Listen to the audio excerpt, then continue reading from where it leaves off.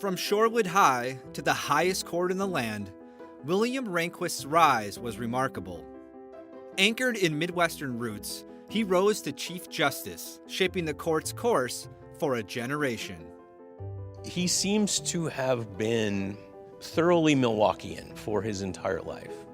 His influence is carved into the history of the court and country to this day. One of his elementary school teachers asked the class what they wanted to do when they grow up, and he says, "I'm going to change the government." This is the story of William Rehnquist.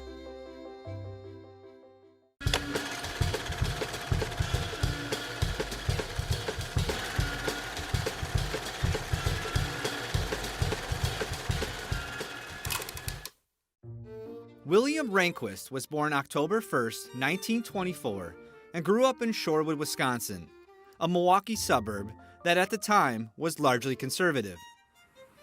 Went to Atwater Elementary and then on to Shorewood High School. Rehnquist was active on campus. He was a hall monitor, involved in student government, and participated in sports, among other activities. He was an editor of the school newspaper, the Shorewood Ripples. He's a captain of these block clubs that are essentially on the lookout for, draft dodgers, or I think the quote was other subversive activity. Rehnquist graduated high school in 1942 and spent a semester at Kenyon College in Ohio before enlisting in the U.S. Army Air Corps, working mostly as a weather forecaster in Africa. His formal education would start after that.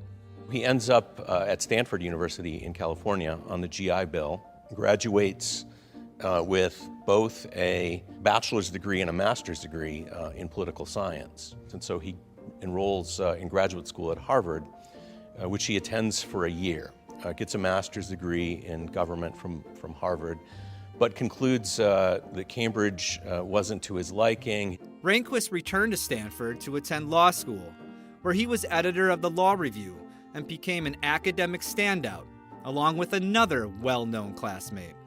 One of his classmates was a woman named Sandra Day, later became Sandra Day O'Connor, later joined him on the U.S. Supreme Court. He finishes first in his class. She finishes third in the class. They date briefly during law school, but remained friends even after that. After finishing up at Stanford, Rehnquist served as a law clerk to U.S. Supreme Court Justice Robert Jackson. Rehnquist eventually settled down, married, started a family, and began practicing law in Phoenix, where he became active in Republican politics. His work on Barry Goldwater's presidential campaign earned him a role in the nation's capital. His move from Phoenix to D.C. is when he joins the Justice Department in the Nixon administration as the Assistant Attorney General in the Office of Legal Counsel. In the fall of 1971, President Richard Nixon had the opportunity to appoint 2 justices to the U.S. Supreme Court. Nixon's advisors recommended Rehnquist to fill one of the open seats, but it would take some convincing. Another thought's occurred to me, Mr. President, if we might consider this Bill Rehnquist over here that everybody's so high on. What are his qualifications? Well, he was, as I say, is an arch-conservative, a great student. Oh, I understand that, and, but I mean... and a pretty tough guy. People in the administration get a strong sense of Rehnquist as very smart and very conservative, which is what they were looking for. And so began a grueling confirmation hearing. Senators grilled Rehnquist about a controversial memo he wrote as a law clerk that supported the kind of racial segregation argued in Plessy v. Ferguson, and more recent allegations that he harassed minority voters in Arizona. He does have this record of not wanting or not advocating or endorsing governmental intervention into private discrimination. Rehnquist was ultimately confirmed to the U.S. Supreme Court on December 10, 1971. President Nixon immediately called to congratulate him and to offer a pep talk. I'll give you only one last bit of advice, because you're going to be independent, actually, and that is, don't let the fact that you were under heat change any of your views. I'll remember that, Mr. Don't President. ever let, I told Borenberger that, I said, just don't come down here and let the Washington social set change you. Just be as mean and rough as I said you were, okay? Thanks, Mr. President. All right, good luck. Thanks Bye. a lot. Bye. For many years on the court, Rehnquist was known as the Lone Ranger, since he was often the only dissenter in decisions of the more liberal-minded Warren Court. But slowly, many of Rehnquist's dissents became the law of the land as the balance of power in government shifted. It's worth noting that Supreme Court justices are often playing or trying to play a very long game. They'll put points in their opinions, including lone dissenting opinions, that they regard as essentially planting seeds. Right? They're trying to put an idea out there, hoping that it will later be picked up on.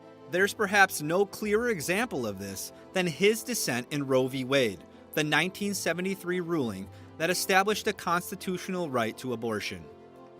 And the position that he outlines in Roe versus Wade ends up being one of the basic building blocks in the Dobbs opinion from just a few years ago that overrules Roe versus Wade. Because the arguments he makes in dissent in Roe end up being the arguments that prevail in the context of Roe's overruling.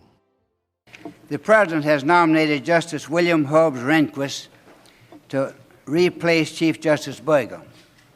This afternoon, we begin our consideration of the nomination of Justice Rehnquist to be the 16th Chief Justice of the United States. In June of 1986, President Ronald Reagan nominated Rehnquist to replace the retiring Warren Burger as Chief Justice. That set off another hard confirmation hearing. It turns out that the homes that he owned in Arizona had been subject to racially restrictive covenants, which he claims not to have known were there. A covenant that says, this property can only ever be validly transferred to a white person. Rehnquist would be confirmed and quickly earned a reputation for being an effective manager of the court and for leading a significant conservative shift in American jurisprudence.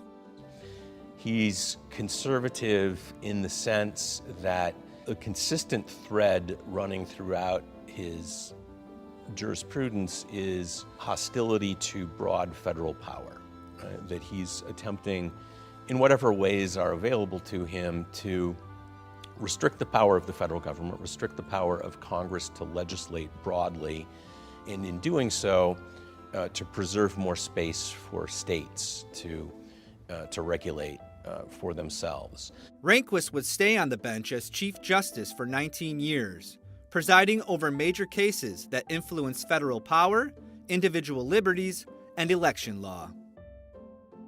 He was very influential. He certainly lived up to the claim that the young student at Atwater Elementary made about changing the government. Despite his stature as the nation's highest-ranking judge, Rehnquist largely kept a low profile and remained humble.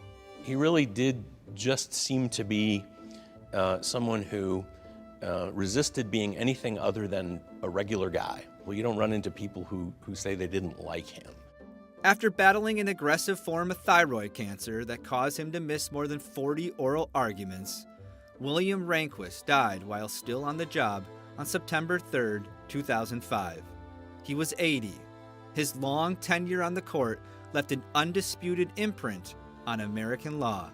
The Supreme Court right now is very much a Supreme Court that I think William Rehnquist would be comfortable with, be proud of, would regard as a significant part of his legacy. He helped set the tone for the conversation in a significant way, both by virtue of having been on the court for a very long period of time and having been Chief Justice for a very long period of time. Certainly, William Rehnquist's fingerprints remain very much a part of American constitutional law.